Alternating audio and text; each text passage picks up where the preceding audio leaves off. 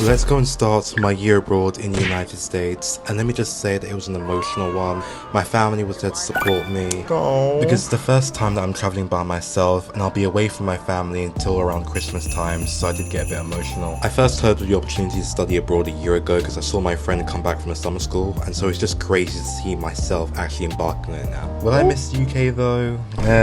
Anyway, looking at the Atlantic Ocean for 6 hours straight had a bit of a mental effect on me. Thankfully, I had pretty decent food in the airplane actually, and I downloaded some Netflix shows beforehand so I wouldn't get bored. Till I was finally across the United States and seeing in its gridded, abstract architectural landscapes. I've not been to the country in 3 years, so I was quite excited to see it again. And that was 90% of my journey completed. We were then shuttled in these weird buggies to the main airport, and I finally landed in Virginia, the Commonwealth, the Old Dominion. It's a lot more humid than I expected. It's almost like Egypt.